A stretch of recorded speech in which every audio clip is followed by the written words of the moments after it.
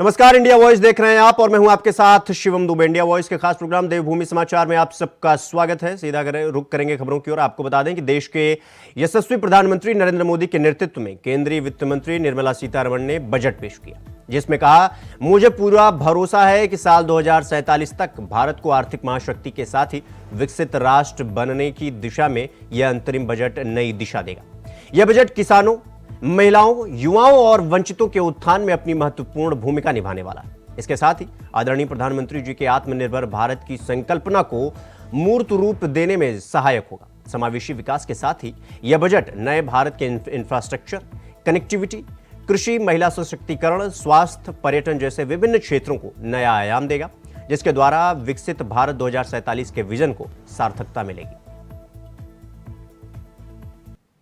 मुख्यमंत्री पुष्कर सिंह धामी ने IT park Dehradun में लेखा परीक्षा विभाग, रजिस्ट्रार चिट्स फर्म्स एवं सोसाइटी और अर्थ एवं संख्या के भवन का लोकार्पण किया। इस भवन का निर्माण करीब 29 करोड़ रुपए की लागत से बनाया गया है। मुख्यमंत्री ने तीनों विभागों के अधिकारियों और कर्मचारियों को बधाई दी। उन्होंने कहा कि सबके प्रयासों से यह भवन जल्द बनकर तैयार हुआ। विभागों को अपना भवन मिलने से कार्यों के संचालन में आ रही कठिनाइयों का सामना नहीं करना पड़ेगा।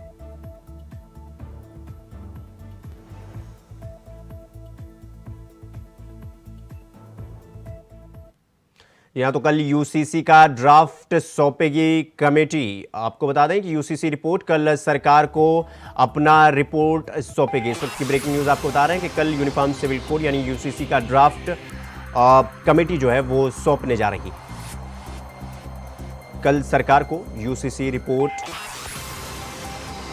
और ड्राफ्ट सौंपा जाएगा सरकार को। 11 बजे कमेटी जो है मुख्यमंत्री को अपना रिपोर्ट सौंपेगी यूसीसी का।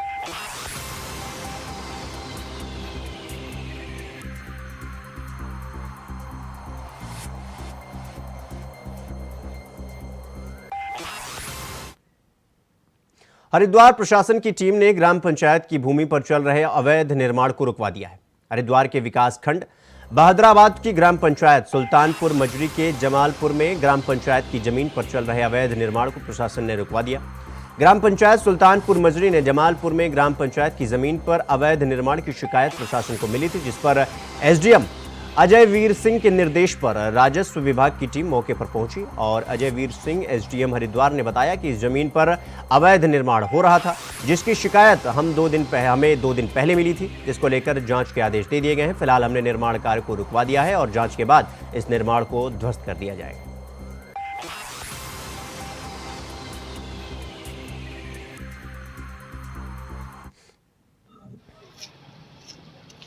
में नाले की पटरी के ऊपर हमें अवैध निर्माण की शिकायत मिली थी। अभी मेरे ख्याल से 1 या 2 दिन पहले ही मिली थी, तो हमारी टीम ने तत्काल जाकर उसको रुकवा दिया है। आज मैंने आदेश ये भी करा है कि उसको चेक करके पूरा तोड़वाया जाए।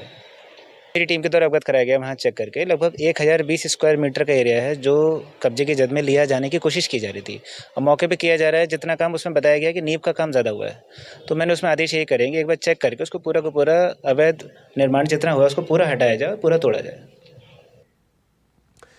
मौसम विभाग का जो पूर्वानुमान था तेज बारिश का, वो अब आपको बता दें कि मौसम विभाग का जो पूर्वानुमान है वो सच साबित हुआ। आपको बता दें कि बारिश से ठंड का प्रकोप और भी बढ़ गया है। जी हाँ, इस वक्त की आपको ब्रेकिंग न्यूज़ बता रहे हैं, जहां पर मौसम विभाग का जो पूर्वानुमान था वो सच साबित हुआ।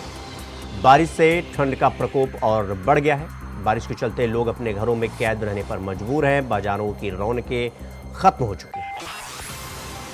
ये मौसम विभाग का पूर्वानुमान था कि ऐसा होएगा और उसी हिसाब से हो रहा है, जिसके चलते बारिश के चलते लोग अपने घरों में कैद हो गए हैं और बाजारों की जो रौनकी थी वो खत्म हो गई।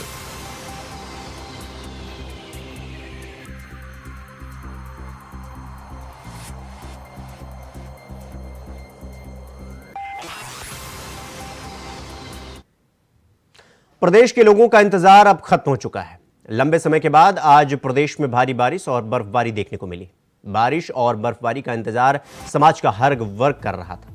किसानों को अपनी खेती और बागवानी के लिए बारिश की जरूरत थी, तो वहीं पर्यटकों को अपनी मौज मस्ती के लिए बर्फबारी का इंतजार था। वहीं होटल से जुड़े व्यवसायी के चेहरे इसलिए खिले हुए हैं कि अब उनके होटल पर्यटनों से गुलजार होंगे। पहाड़ी क्षेत्र के हिल स्टेशनों में जमकर बर्फबारी हो रही है।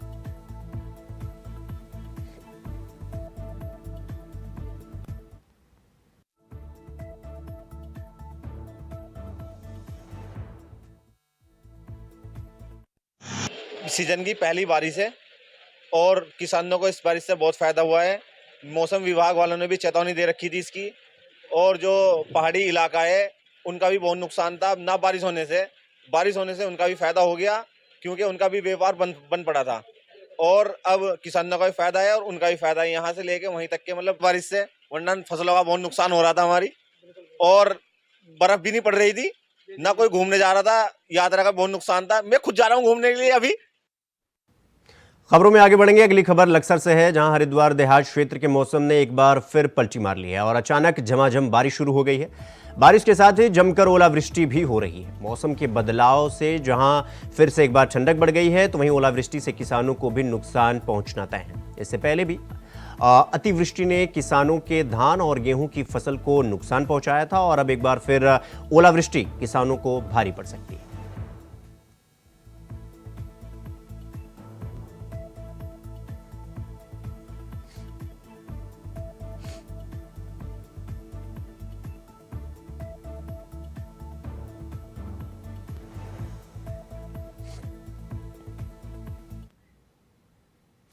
तो वहीं उत्तर भारत के मैदान से लेकर पहाड़ी इलाकों तक कड़ाके की ठंड ने लोगों को परेशान करके रख दिया है। मैदानी इलाकों में जहां कोहरा लोगों की परेशानियां बढ़ा रहा है, तो वहीं पहाड़ी इलाकों में बारिश और बर्फबारी से मौसम का मिजाज बदल चुका है।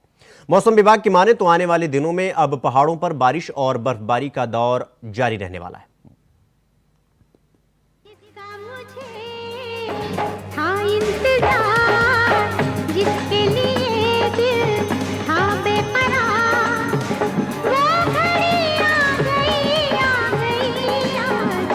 ये गाना इस वक्त उत्तराखंड के लोग गा रहे हैं। वो व्यवसायी, वो कारोबारी गा रहे हैं जिनकी जिंदगी पर्यटन पर निर्भर है। दरअसल उत्तराखंड में बर्फबारी शुरू हो गई है। पहाड़ों ने बर्फ की सफेद चादर ओढ़ ली है, जिससे यहाँ व्यवसायियों के चेहरे खिल उठे हैं। तो वहीं जो पर्यटक बर्फबारी का मजा लेने के लिए पहाड़ों पर पहुँचे थे, उनके चेहरों पर भी गजब का उत्साह और रौनक देखने को मिल रही है। सीजन की पहली बर्फबारी लोखंडी चकराता में, जो कि बहुत ही समय बाद हुई है। मतलब ऐसा कभी हमने देखा नहीं था कि इतने टाइम बाद बर्फबारी यहाँ पे हो रही है, क्योंकि यहाँ पे दिसंबर में बर्फबारी होती थी और जो कि इस बार जनवरी लास्ट में बर्फबारी 31 जनवरी को हो रही है, जिससे कि स्थानीय लोगों के चेहरे खिले हुए हैं और होटल व्यवसायियों के पूरे चकराता में चेहरे खिले हुए हैं लोखंडी वाले में। और टूरिस्ट जो है सबकी यही इच्छा थी कि हम लोग बर्फ में ही लोखंडी आएंगे, और टूरिस्ट सब खाली था, पूरा चकराता, पूरा लोखंडी खाली था। लेकिन अब जो है सब होटल कारोबारियों के चेहरे खिले हुए हैं।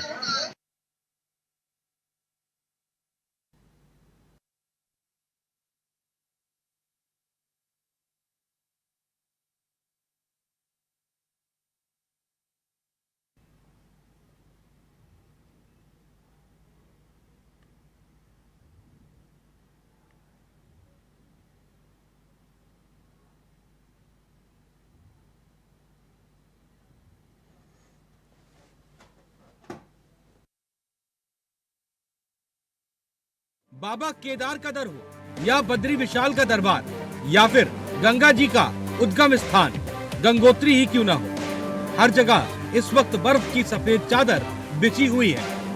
दरअसल बर्फबारी न होने की वजह से व्यवसायी उदास थे। बर्फबारी और बारिश न होने की वजह से गर्मियों में पहाड़ों पर पानी की किल्लत को लेकर भी लोग चिंतित थे।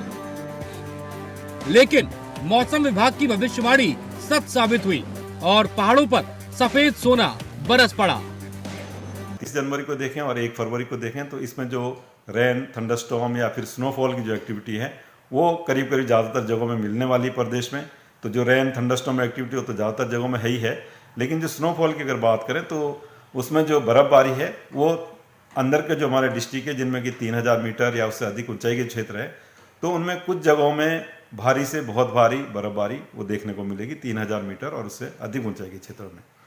फिर 2500 मीटर या उसके आसपास से लेकर 3000 तक के हाइट की बात करें तो उनमें भी जो हिल्स में उत्तराखंड के, तो वहाँ पर भी जो 2500 मीटर या उससे अधिक ऊंचाई के जो क्षेत्र हैं, तो वहाँ पर भी एका दुक्का जगहों में भारी बर्फबारी और साथ ही जो मॉडरेट स्नोफॉल है वो तो 2500 के आसपास तक ज़्यादातर जगहों में वो मिलने वाली है। वहीं बर्फबारी की वजह से सीजन की पहली चक्राता में सेब की खेती को काफी फायदा मिलने वाला है, जिससे सेब के खेतों में काम करने वाले किसानों के चेहरों पर चमक लौट आई है। बहरहाल मौसम विभाग की माने तो 2 से 3 फरवरी को पहाड़ों पर मौसम साफ रहेगा और 4 और 5 फरवरी को उत्तराखंड के पहाड़ी क्षेत्रों में फिर से बर्फबारी हो सकती है। उत्तराखंड में मौसम विभाग की भविष्यवाणी सच साबित हुई है। मौसम विभाग ने जिस तरह से कहा था कि 31, 1 या 2 फरवरी को बारिश की संभावना है, हल्की बर्फबारी यहाँ पर हो सकती है, तो उसी के अनुरूप पूरे प्रदेश में मौसम इस समय बनता हुआ नजर आया। कल देर रात से ही हल्की बारिश यहाँ पर हो रही है। पहाड़ों पर जो 3000 मीटर से ऊंचाई के जो क्षेत्र हैं वहाँ पर बर्फ की चादर ओढ़नी शुरू हो चुकी है। लगातार अभी भी कुछ स्थानों पर जो बारिश है वो यहाँ पर होती हुई नजर आ रही है। और आज का दिन भी ये कह सकते हैं कि अगले जो 24 घंटे होंगे उन 24 घंटों के दौरान भी पहाड़ से लेकर मैदान तक जो तापमान है उसमें गिरावट यहाँ पर आएगी। लगातार जो बारिश है बारिश ज़्यादातर जगहों को देखने को मिलेगी। और पहाड़ों में अभी भी मौसम विभाग ने भारी बर्फबारी का अलर्ट यहाँ पर जारी करा है। ये समझा जा सकता है कि जिस प्रकार से मौसम विभाग ने अलर्ट जारी करा है तो उसको देखते हुए कह सकते हैं कि लोगों को ज़्यादा सावधानियां बरतने की आवश्यकता है, क्योंकि मौसम विभाग ने ये संभावना यहाँ पर जताई। तो ऐसे में समझा जा सकता है कि पहाड़ों पर जो बर्फ लगातार पड़ रही है उसका असर मैदानी क्षेत्रों में पड़ना दिखना शुरू हो चुका है। जो ठिठुरन है मैदानी क्षेत्रों में लगातार यहाँ पर बढ़ रही है और जो लोगों की परेशानियां वो भी बढ़ रही है। तो ऐसा प्रशासन भी उन सब चीज़ों को देखने का काम यहाँ पर चला है ताकि लोगों को परेशानी दूर हो सके। लेकिन 2 फरवरी के बाद जो मौसम का मिजाज होगा वो बदलता हुआ नजर आएगा। लोगों को फिर इस बदले हुए मौसम से राहत मिल पाएगी।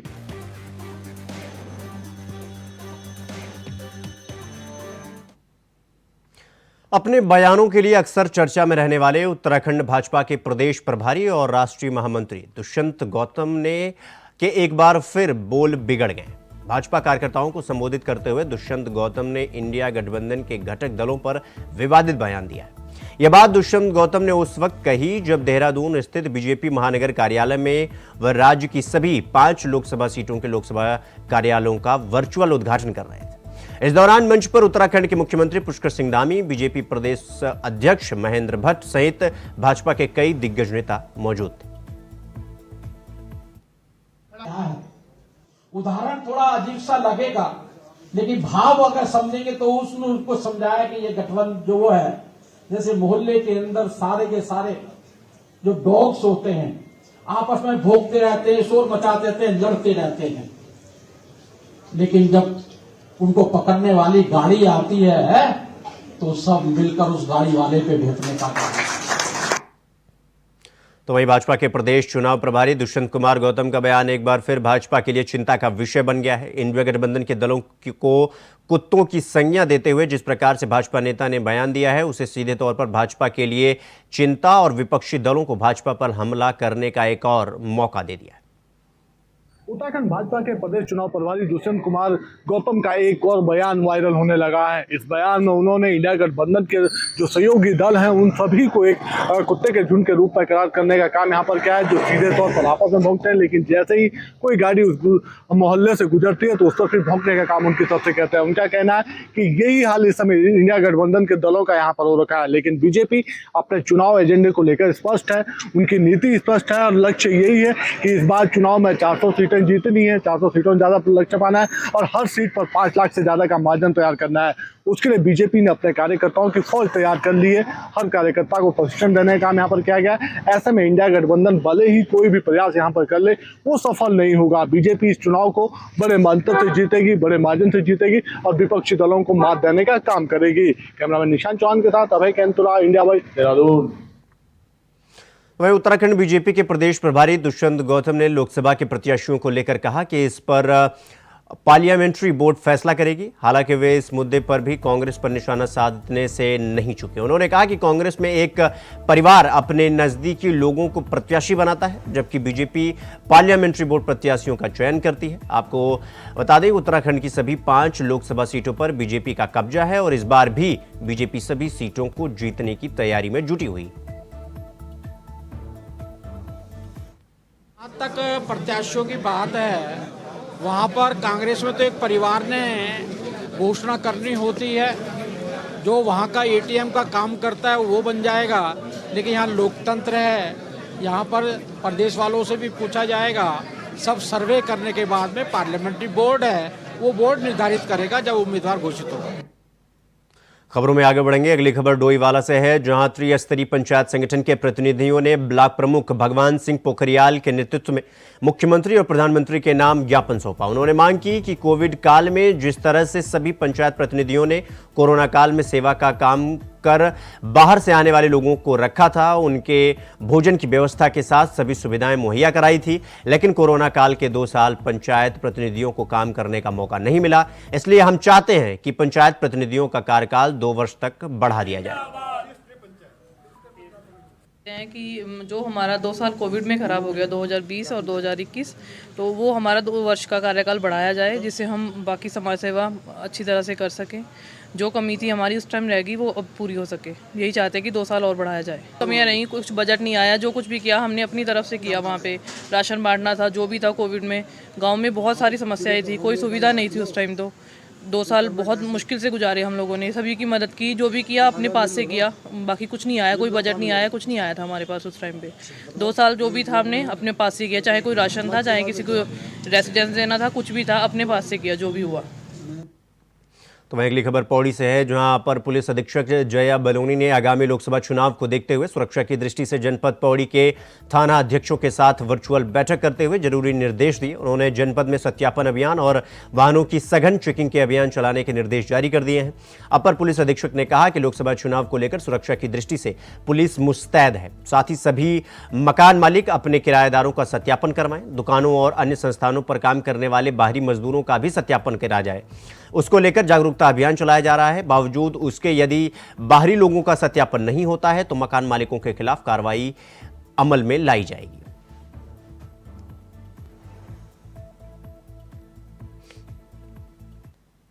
सभी थाना अध्यक्षों के साथ मीटिंग ली गई है और इस मीटिंग में जो आगामी चुनाव है, लोकसभा इलेक्शन, उनको लेकर इंस्ट्रक्शंस दिए गए हैं। साथ ही साथ जो सत्यापन अभियान, वाहन चेकिंग, अपराध नियंत्रण के संबंध में बताया गया है। जो इलेक्शंस हैं उसमें जो बॉर्डर के हमारे थाने हैं उनको रेगुलर ज्वाइंट चेकिंग के लिए भी बताया गया है। इसके अलावा जो मुख्यालय स्तर से अभियान चल रहा है उसके बारे में भी जानकारी दी गई।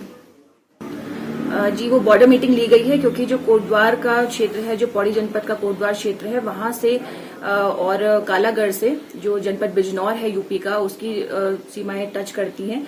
और अपराधियों का भी बहुत बार ऐसा होता है कि एक जगह अपराध करके दूसरी जगह आ जाते हैं, तो इसमें आपस में कोऑर्डिनेशन होना बहुत जरूरी है। तो उसी संबंध में वार्ता की गई और ज्वाइंट चेकिंग के लिए और ज्वाइंट कॉम्बिंग के लिए वार्ता की गई।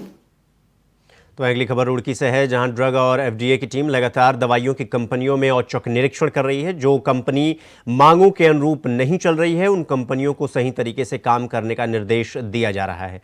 जिन कंपनियों में ज़्यादा खामियां दिख रही हैं, उनका प्रोडक्शन वहीं बंद करवा दिया जा रहा है। आपको बता दें कि औषधि निरीक्षक अनीता भारती ने कंपनियों के औचक निरीक्षण के दौरान अभी तक दर्जनों फैक्ट्री के प्रोडक्शन बंद कर दिए।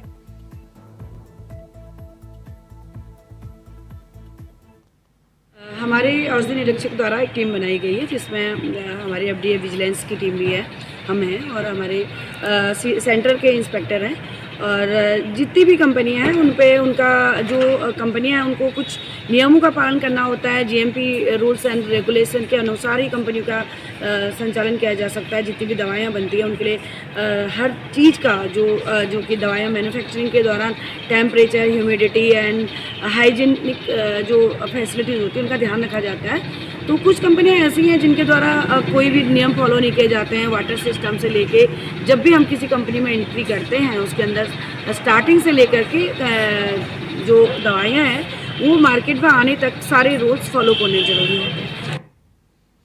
खबरों में आगे बढ़ेंगे। अगली खबर उत्तरकाशी से है, जहां विकासखंड पुरोला के हुडौली गांव के 3 मंजिला मकान में शॉर्ट सर्किट की वजह से आग लग गई।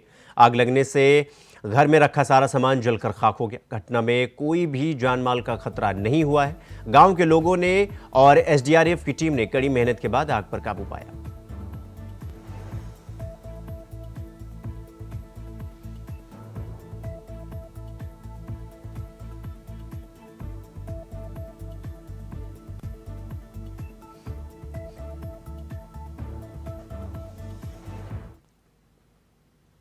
अगली खबर डोईवाला से है, जहां बुल्ला वाला मार्ग पर पुल के पास बड़ी दुर्घटना हो गई, जिसमें होंडा सिटी कार दुर्घटनाग्रस्त हो गई। दुर्घटना में कार सवार 7 लोगों में से 2 की घटनास्थल पर ही मौत हो गई और 5 लोग गंभीर रूप से घायल हो गए। हालांकि घायलों का इलाज हिमालयन हॉस्पिटल में चल रहा है। जांच पड़ताल में फिलहाल पुलिस जुटी हुई है।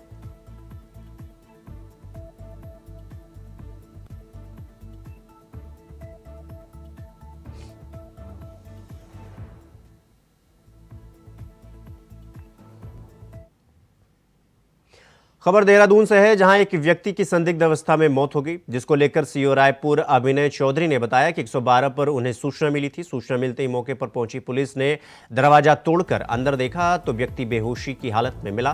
तभी उसे अस्पताल ले जाया गया। वहीं डॉक्टरों ने उसे मृत घोषित कर दिया, जिसके बाद शव को पोस्टमार्टम के लिए भेज दिया गया।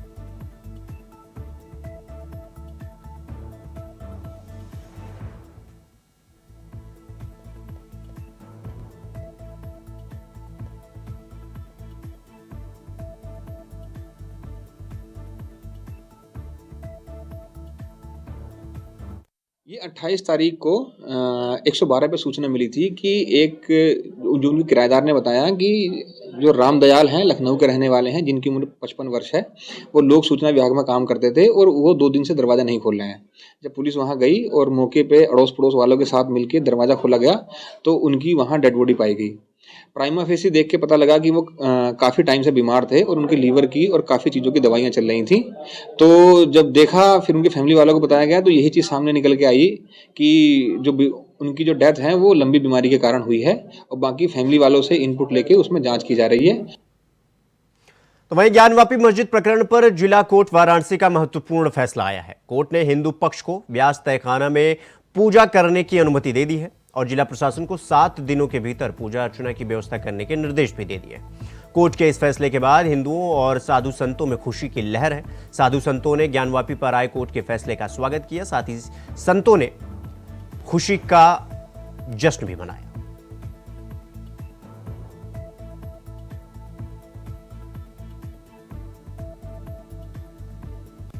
शुभकामनाएं नारायण। आज कोर्ट ने व्यास जो मंदिर है नीचे, मस्जिद के नीचे वाला हिस्सा, उसमें पूजा पाठ करने की अनुमति दी है हिंदुओं को। काशी विश्वनाथ न्यास उस पूरे पूजा की व्यवस्था कराएगा। मुझे लगता है कि 31 वर्षों बाद यह जो विजय प्राप्त हुई है, उसके लिए समस्त विश्व में रहने वाले बाबा के भक्तों को, बाबा विश्वनाथ के भक्तों को ढेर सारी मंगल कामनाएं, शुभकामनाएं। खुशी का दिन है और अब यह अर्ध खुशी है।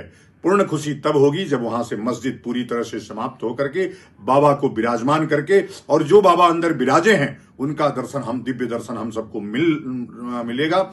जिस प्रकार से नंदी वहां पे इतने वर्षों से प्रतीक्षा कर रही है, हम समस्त हिंदू जनमानस भी उसकी प्रतीक्षा कर रहे हैं, तो वह प्रतीक्षा पूर्ण हो रही है। आज अधूरी खुशी है, कल उम्मीद है कि पूरी खुशी होगी, पूरा मस्जिद वहां से हटेगा।